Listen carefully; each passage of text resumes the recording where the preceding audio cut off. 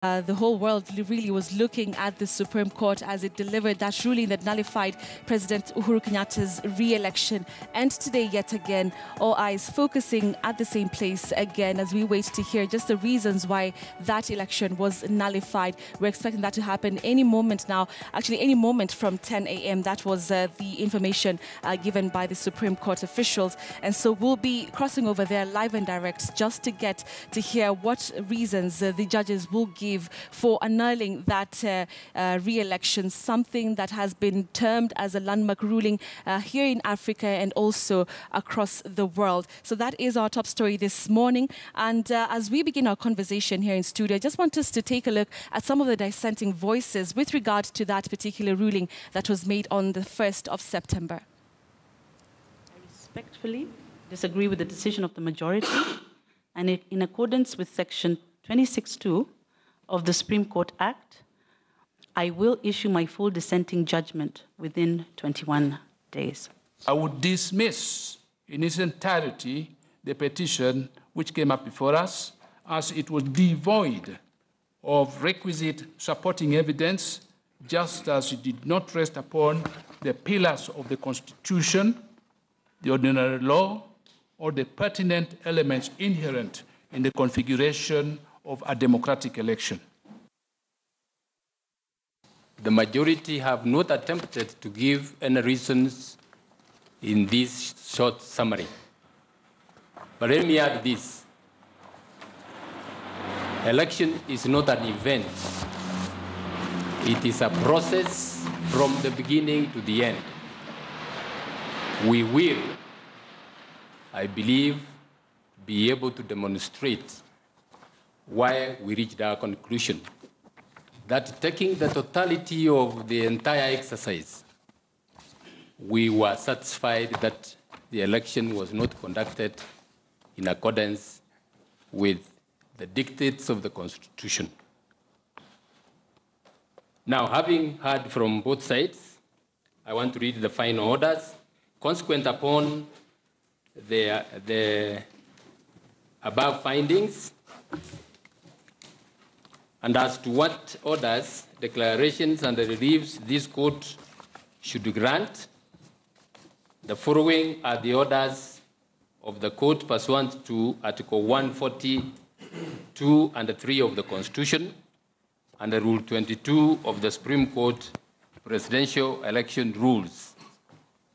Number 1, a declaration is hereby issued that the presidential election held on 8th August 2017 was not conducted in accordance with the Constitution and the applicable law, rendering the declared results invalid, null, and void.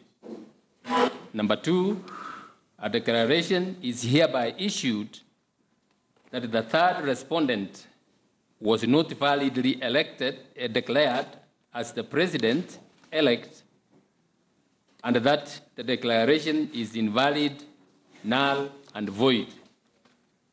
Third, an order is hereby issued directing the first respondent to organize and conduct a fresh presidential election in strict conformity with the Constitution and the applicable election laws within 60 days of the determination under Article 143 of the Constitution.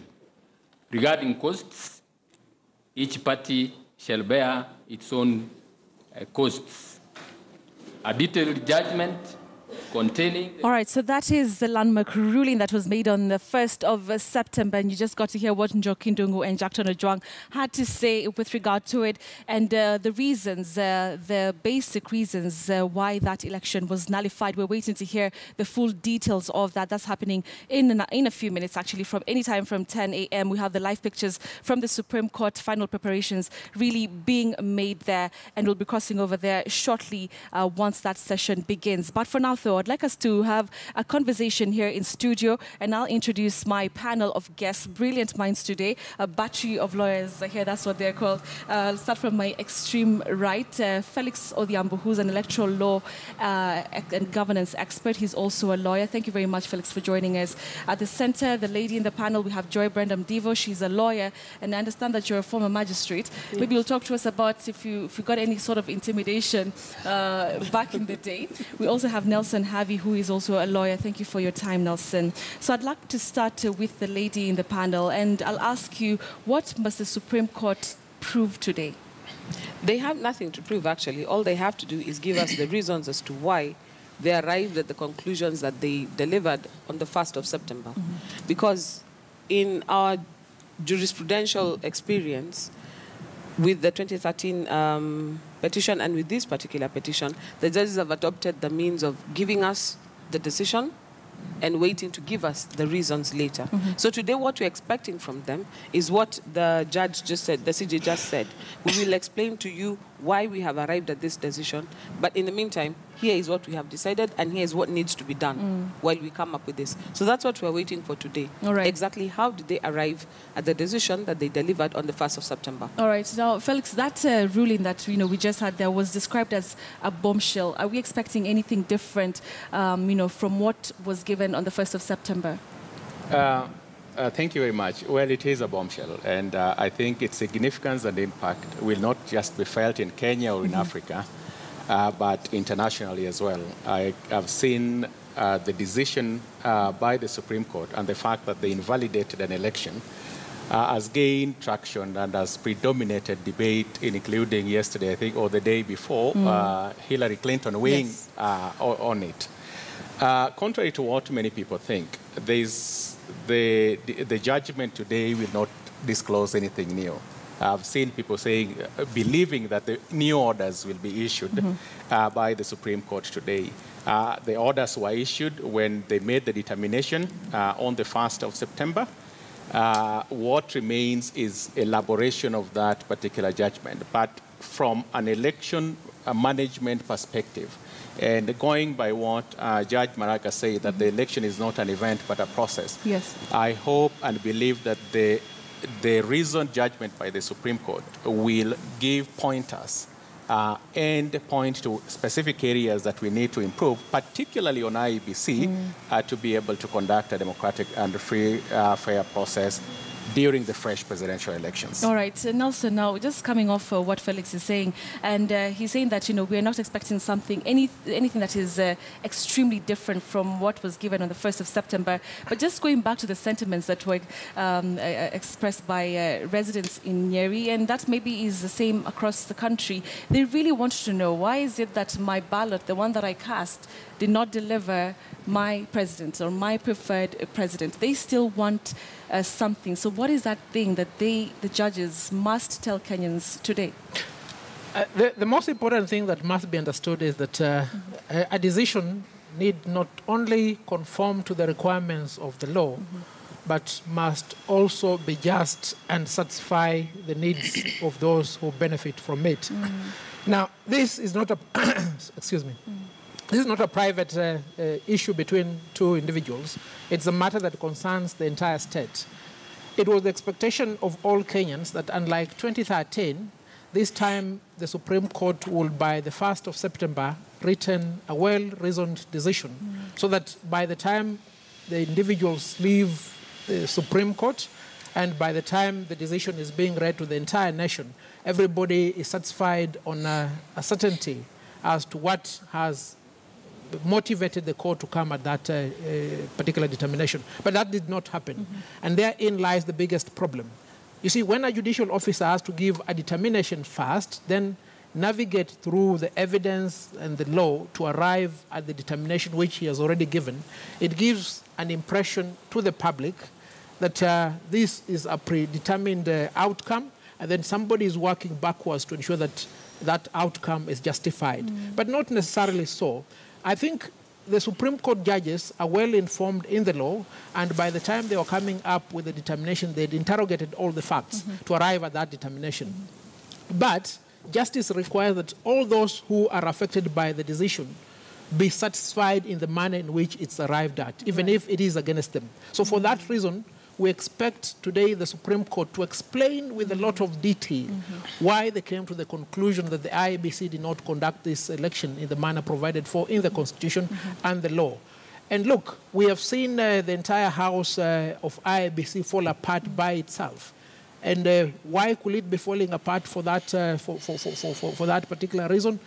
People will also want to see what are the detailed reasons that underlie the failure on the part of the IEBC. Who are the individuals that shoulder the highest responsibility?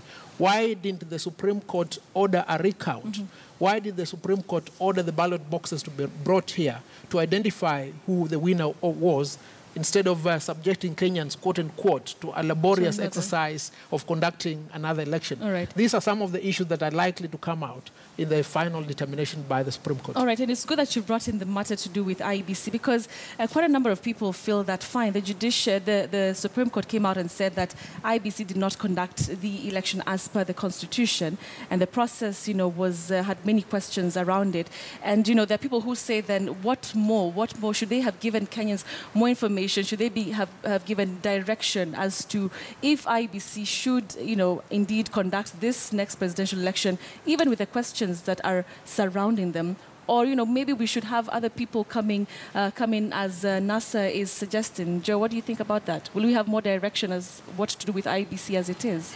Having cast aspersions on the conduct of the IEBC with the elections, I would have been more happy if the judges had done us a favor of not waiting until the 21st day to give us the reasoning, so that we can see exactly where the shortcomings of the IEBC were, so that we know whether the IEBC has enough capacity to rectify what is supposed to be rectified, or whether, as it is, it has to be reconstituted. So all this debate we've had for the last 21 days is because we do not know what is in the reasoned judgment. However, suffice it to say, by the time that they were making the decision and telling us that the first and second respondent should go ahead and conduct a fresh election within 30 days, or within 60 days, what that tells me is, with all that they had considered and all that they had in mind, they were not in doubt that the IEBC as is would have been able to deliver the same. All right. So all these other things that we are now discussing in the public arena are all purely speculation. They may come out today and we realize where they were saying their irregularities or illegalities are actually things that are neither here nor there. It may have nothing to do with what we have been imagining. But at the end of the day, like Harvey says, when the judgment is rendered in full, and we're going to, today it's going to be a long day in court, because we're going to hear the majority judgment and hear each of the dissenting judgments. So it's going to be several hours of judgment reading 4 hours today. Apparently.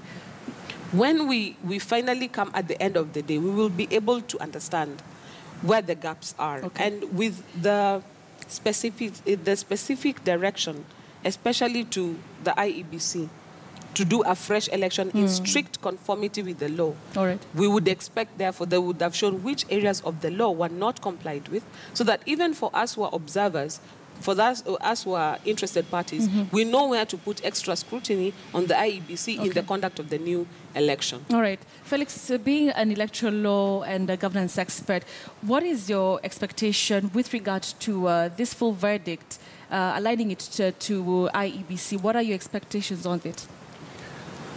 Well, I think even with the ruling that was issued on the 1st of September, I hold the view, and I've expressed it in a number of forums, that it is not the responsibility of the Supreme Court to manage IEBC.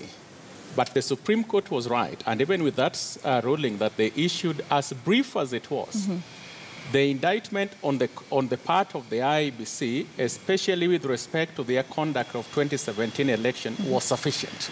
What they will do today is just take us specifically to the areas areas that they had in mind. But they pointed out two issues. Number one was that the 2017 elections was not held in conformity with the Constitution and the election laws. Right. The Supreme Court was affirming what the so-called quality elections. And you only need to look back at the conduct of the IEBC over the last 5 years and their resistance and the lack of interest in ensuring that the election is held in conformity with the Constitution.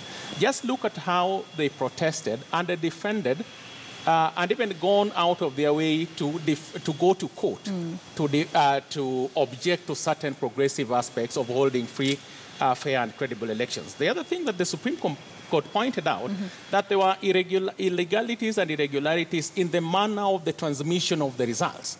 Now, that is enough to indict the CEO of the IEBC, the Director of Elections, the Director Legal Services, the Director of ICT, even with the summary ruling. What I've seen, and many people have pointed this out, that the Supreme Court did not do a lot of, did a disservice on the IEBC. They should have been more elaborate. Yes. Consequent upon the ruling by the IEBC, the chair of the Supreme Court, the chair of the IEBC wrote a 12-point memo. Therein lies and preempts the decision of the Supreme Court. All right. You don't need to look far. And we don't need to look far. Yeah. All right, so let me just update our viewers on what they're seeing on their screens. Of course, we have two split screens. One, you can see NASA leader Raila Odinga there, just arriving at the Supreme Court. That is a walk that we saw on the 1st of September when he was heading to the Supreme Court on the day of the ruling of the petition by NASA.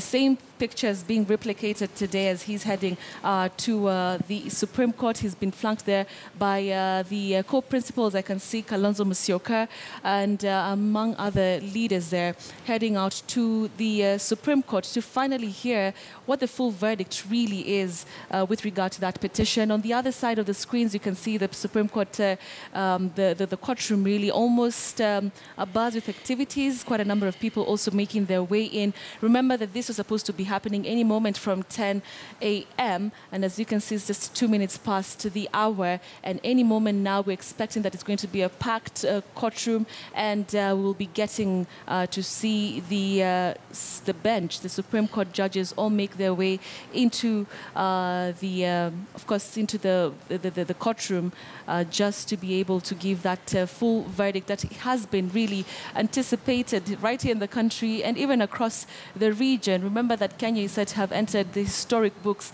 with regard to nullifying a presidential election. It's not something that is done often. Actually, Kenya is ranked number 4 worldwide with regard to this, and even here in Africa, highly rated with regard to that ruling that was made by the Supreme Court. So pictures really there. Something that is very similar to what we saw on the 1st of September, like I mentioned, with regard to that. Now, that Supreme Court ruling, like I mentioned earlier, really got a number of views, varied views across the political divide. We saw some sharp reactions from leaders of the Jubilee Party and their supporters who, and I quote, said that the victory was stolen from them. And that is just, some of the sentiments that were echoed by the Jubilee supporters. So there you see, any moment now we'll have a packed room and we'll be having the full verdict read out. Sophia Wanuna, my colleague, spoke to us earlier, and she said that we're expecting that this is going to be about 4 hours of this delivery of the reasons behind that nullification. And just speaking to my panel of guests here in studio, they say that really this is going to solidify that nullification of Uhuru Kenyatta's re-election. So we'll be crossing over there live, but also we have our teams on the ground to keep us updated on the same.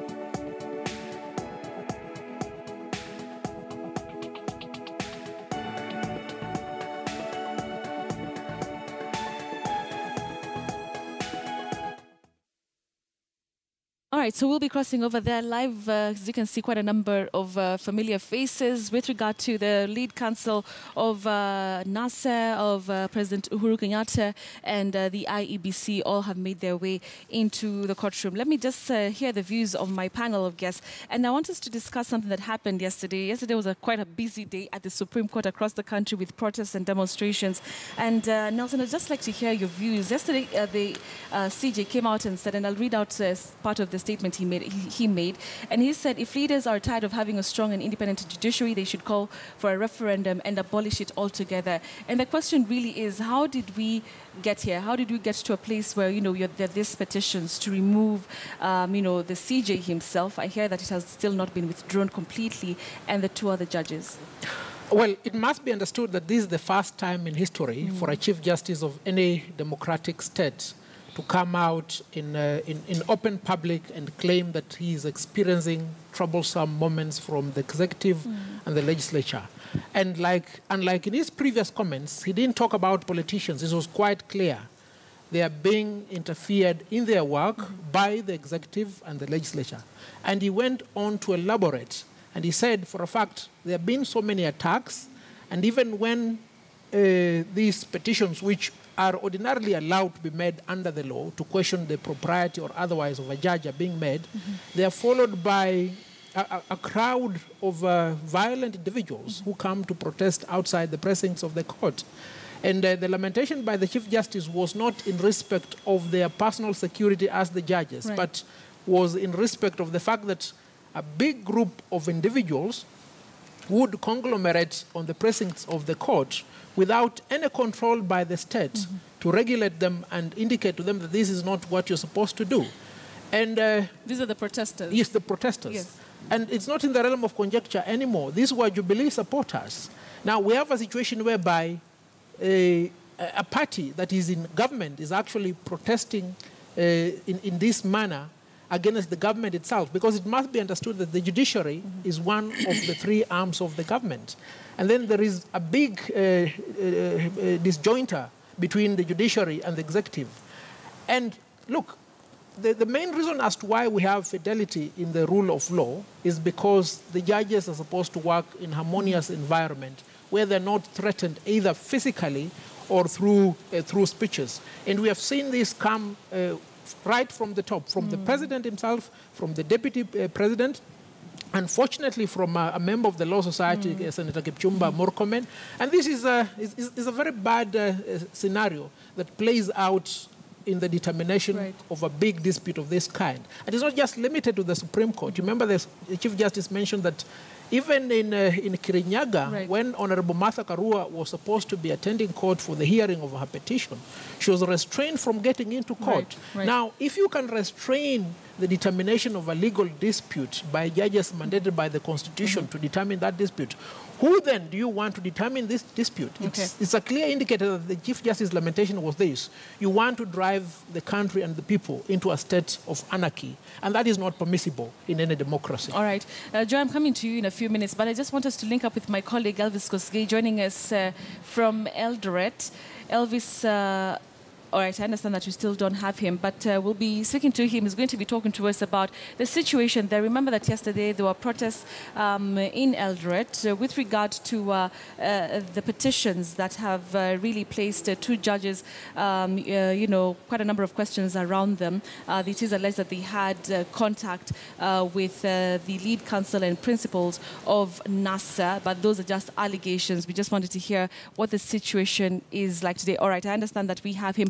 Elvis, yesterday it was, we had quite a number of protests in Eldoret. What is the situation like today, even as we await this full verdict delivery? What are the residents there expecting? Thank you, Betty. Residents here in Uasin Gishu are eagerly waiting for the full verdict.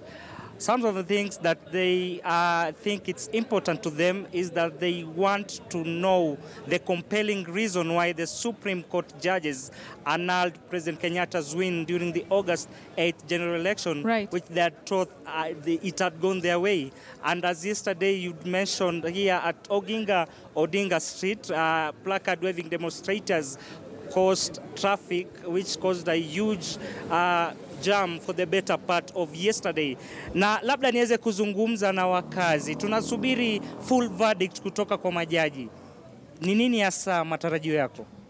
Ya Elvis, naitwa Toriet Arabi Rech. Tukiwa wakaaji wa eneo hili la bonde la Ufa hasa Eldoret, tunatarajia tuone yale ambayo ilifanyika ili kusimamisha ile uchaguzi ambayo ilikuwa imefanyika. Na jinsi tunavyojua kwamba neno hili la uchaguzi imeleta tatanisho kubwa katika nchi yetu ya Kenya na hasa katika sehemu nyingi ambayo wafanyabiashara wanataka kufanya. Na tukiwa wakaaji ambao ni wapenda amani, tunangojea na tunatarajia kwa hamu tuone kwamba yale yalifanyika yamesomwa na tumeweza kuelezewa jinsi ilivyo, ili mambo yote iweze kurekebishwa na ikamilike na tuweze kuendelea na kazi yetu na amani iendelee. Okay, mwisho nisikie kutoka kwako. Kwa majina naitwa Barngetun Henry kutoka Uasin Gishu County. Siku ya leo tunajua Maraka atafanya uamuzi yake siku ya leo. Na tunatarajia kama sisi wakaaji wa Uasin Gishu maneno yenye tunatarajia ni ya amani. Hatutaki maneno ya kufanya vita. Sisi kama wakaaji wa Uasin Gishu tunajua siku ya leo uamuzi itafanywa, na uamuzi ikishafanywa hatutaki uamuzi ilalia upande moja. Tunataka uamuzi ile Wakenya wote watafurahia siku ya leo, kwa sababu sisi hatutaki maneno ya vita.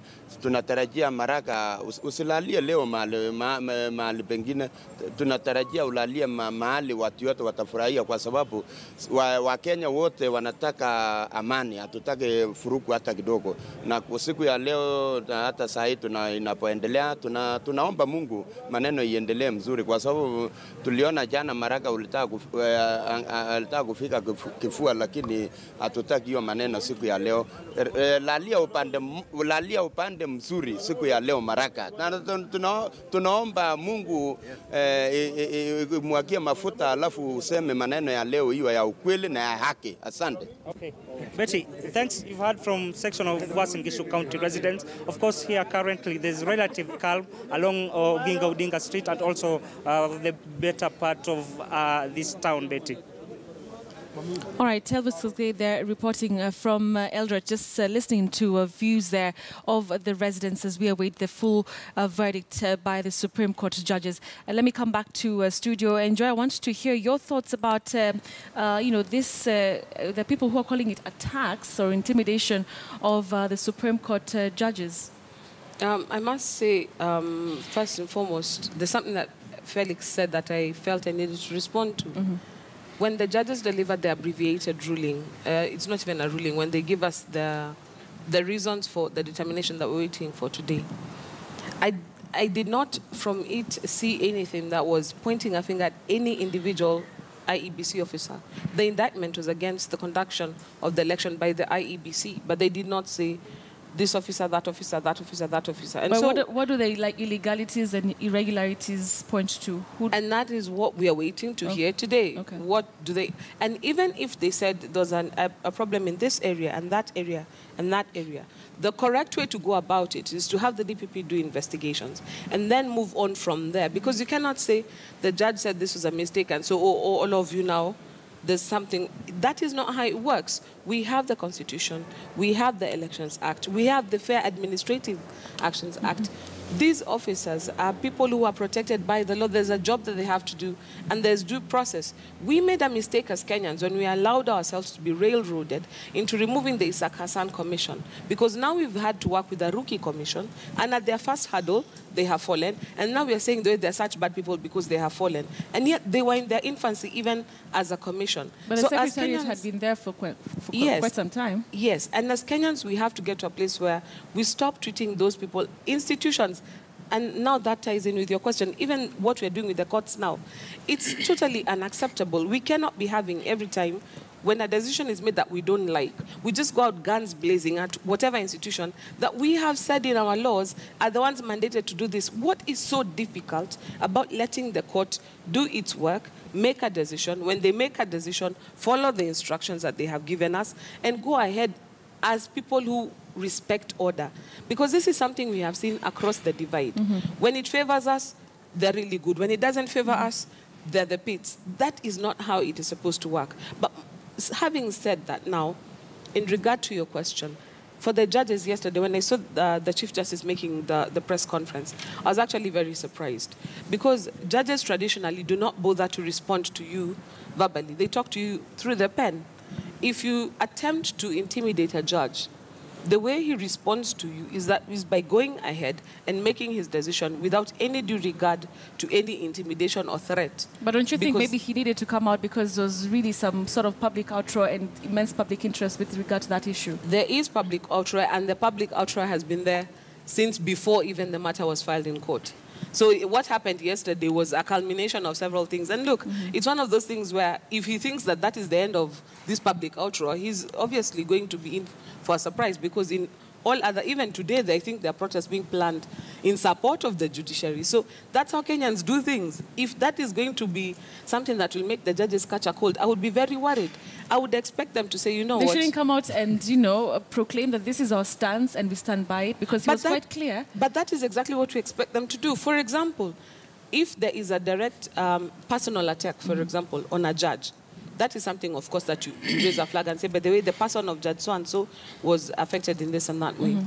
Yesterday, even when the JSC is coming out, or if it's the KMJ that is coming out, when the Chief Justice stands up, at that point in time, he's one of the people who's quote-unquote affected. Why did he not have, for example, either the LSK representative or somebody else in the JSC making that statement? Because we expect him to remain in the place of, I am an arbiter, I am impartial. All right. Because just a few weeks ago, when Parliament was open, the judges did not turn up at the opening. Now, the narrative was being spun that the judiciary is turning out to be nasarated, if I can use that word. This plays right into the narrative, because when we saw protests from one side, we didn't see the CJ coming out. Then yesterday, when Jubilee supporters come out, then you see the judge.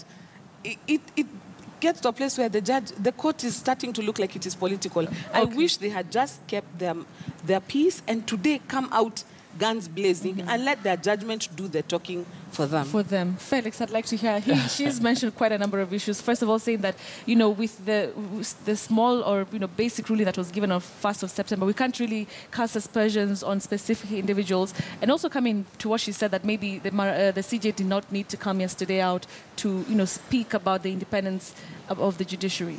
Thank you. I respectfully disagree with my sister Joy on those two accounts.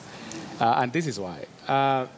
When there has to be a distinction between Judge Maraga as a judge of the Supreme Court, but also as the head of the judiciary. Every time the judiciary is subjected to relentless attacks by both sides of the political divide, Judge Maraga has come out and enumerated and elaborated specific examples, touching both on the conduct of the Jubilee leadership, but as well as the NASA leadership. And that was evidenced by the last, not the one for yesterday, but the last press conference that they did. When Judge Maraga does that, he's doing it as the head of the judiciary, not as this judge of the Supreme Court. Right. And I think that distinction has to be made. But the other point that is worth appreciating is that the Constitution elevates the judiciary on a matter, over and above other state organs on matters of the protection of the Bill of Rights, but also on matters of the interpretation of this Constitution. And that is a point that both Parliament and the Executive have been reluctant to accept. They think that we are still in the previous constitutional dispensation. In the fullness of time, this country will forever be grateful to the Supreme Court, but more specifically Judge Maraga, for the protection and the fight for the independence of the judiciary. But finally, on the IEBC, I've had this debate that, the attacks against IEBC is misplaced, we should protect our institutions and things like that. And I've said this in your show, and I will repeat it here again. When the Electoral Commission of Ghana speaks, or the Electoral Commission of South Africa speaks, everybody, including the combative Julius Malema, respects it. The same cannot be said of the IEBC, and I will say it again, this is the most incompetent and partisan Electoral Commission we've ever had. And the 2017 election was the most shambolic election we've ever had in this country. Judge Maraga, if anybody was in doubt about the need to protect institutions, Judge Maraga has given us a script. all constitutional and independent commission needs only to borrow from that script. The way the IEBC is organized is like this. There is the commission, but also there is the secretariat. And under the secretariat, there are directorates. Why I say that the ruling by the Supreme Court was, I mean, you can sufficiently look at the way the IEBC is organized and apportion when the Supreme Court talked about the illegalities and irregularities that were committed that were not in conformity with the Constitution. Right. You only need to look at which department is affected. Chances are that the Supreme Court, even in today's judgment, might not even name individual by name, but we can make reasonable inferences as to which directorate is affected. Results transmission falls under the ICT directorate. The election that is not in accordance with the Constitution touches on the legal department. And irregularities committed in an election touches on the Department of Elections and Operations. But the overall person that is in charge of that is the CEO of the IEBC. Look at Chebukati ruling. The 12 points indicts this specific directorate. What Chebukati ruling? Sorry, this Chebukati memo. All right. The Chebukati memo. Nelson, your thoughts on this? Permit me to weigh into this. You see, Maraga said two things that are of great importance yesterday, and these are this. We are prepared to pay the ultimate price. You know, it doesn't require a lot of intellectual thought to understand what Maraga said. Maraga said, even if you have to kill us judges of the Supreme Court to do what you have to do, we're prepared to die. So do not threaten us with anything. Do not say you will scrap the judiciary. Do not say that you will deal with us. Tutaonyesha nyinyi wakora kwamba sisi wanyonge. Those things cannot work. But in what circumstances was he saying this? Remember, when Idi Amin came into power, he wanted certain things done by the judiciary, and the judiciary said no. What happened thereafter? They killed Justice Kiwanuka. Remember, much later in the 80s, when Pablo Escobar wanted to ascend into the presidency of his country, he sent a tank attack to demolish the entire Supreme Court and kill 15 judges. So this is not a joke. And you see, the magnitude in which this issue has to be interrogated has to be seen on a wider perspective. Certain individuals have made the contest of the presidential election to be a matter of life and death. People have died before this election. People have died after this election. I mean, Chris Musando was killed. What more danger can these individuals subject other individuals to ensure that they get a favorable outcome? And you remember, he also said, everybody must come out to defend the judiciary. To defend the judiciary against who? Because, look, the judges are always protected by bodyguards. And these bodyguards are police officers. They form part of the executive. And it's to that extent that you must now interrogate how does this lamentation from the Chief Justice come to us as the public? Why? Because we are seeing a scenario where we're being told, without interrogating the evidence behind it, that the call records of judges have been obtained. Somebody is following a judge in a particular apartment, in a particular hospital. To what extent? And I think it is a high time that Kenyans needed to separate chaff from the wheat and listen carefully. If the Chief Justice is telling you his life is in danger, the Chief Justice, then we must be really worried. We cannot just trifle that argument. Right. It's one that must be taken into serious consideration and a solution found. Individuals must let the organ set by the Constitution to determine disputes to do their work. Otherwise, we'll have personal retribution where people will take the law into their hand. And woe betide this nation if the president, the deputy, senators will want to take the law onto their hands, in particular when it comes to a function left to the determination of a judge. We cannot allow that to happen at whatever cost. All right. Joy, you said something, and you said that the CJ did not need to come out yesterday to speak about these issues, but he raised fundamental questions about, their own security, and they said that, their families, them themselves, they, to some extent, feel like they're not being protected to the level which they should be. Of course, the IG came in later and made a statement and said that, they are actually protected and they have the bodyguards. By that fact, don't you think that it was fundamental and important for him to come out and bring these issues to the fore, even for their own security? Now, why I said the Chief Justice need not come out is because look at even what we are doing right now. We're not discussing what we ought to be discussing. We're discussing a statement that we don't even have the particulars of what it is that drove him there. For example, if you're saying that your families and close family members are actually affected, it's something that to me would be of very grave concern.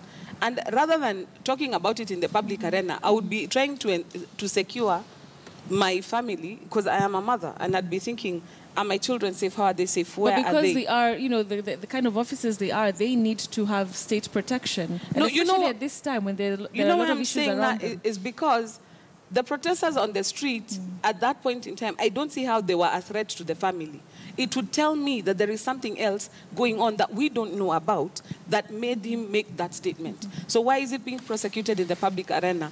Did he go to IG Boynet and did he find that there was no help coming from there, so he decided to bring it out? Like Harvey is saying, is it something that they are feeling that even their own bodyguards could be the very ones who've been sent to target them? Now, if that is a conversation that he is having, then that means there's something else going on that Kenyans are not privy to. Now, that tells me it's not just the protests in the streets that he's talking about. Maybe there is something that ought to be investigated, but how will the Kenyan people assist you in that score? That's what I was saying. Sometimes, especially for a judicial officer, it becomes very murky when you try to come down to the level of street politics. Because what it does, you become part of the conversation, you become part of the sandwich, and it's something, as an arbiter, you cannot afford to become a part of. All right. And moving forward also, I would expect, for example, after today's ruling, I would expect if there was a particular threat to a judge or the family members, for that to be thoroughly investigated, because it would be unfortunate if your family is paying the price for a job that you're doing. The law and the Constitution specifically protects them, not just from harassment, even from prosecution, for anything that they do in the course of their work. So they should have no fear in making a ruling, even if it's adverse to the state. All right. However, Harvey's portrayal of Kenya in light of looking at Uhuru Kenyatta in light of Idi Amin and Escobar, I mean, is just overkill at best. Because if we look at the way our nation has grown, even in our lifetime, all right, there's a time judges could dare not make a ruling. All right, Joy. We have, sorry, we have to stop. I can see the judges making their way there. Isaac Lenaola, finally. We also have Mohammed Ibrahim. The CJ, David Maraga, has also made his way together with the DCJ, Philomena Mwilu, and Judge Njoki Ndongo. They've already made their way into the Supreme Court, as you can see. This is the... that's actually Jackton Ojwang, I beg your pardon, not Mohammed Ibrahim. All right, they've already made their way to the Supreme Court, and this is a moment really that has been much anticipated. Let's just cross over there and listen in to what's happening.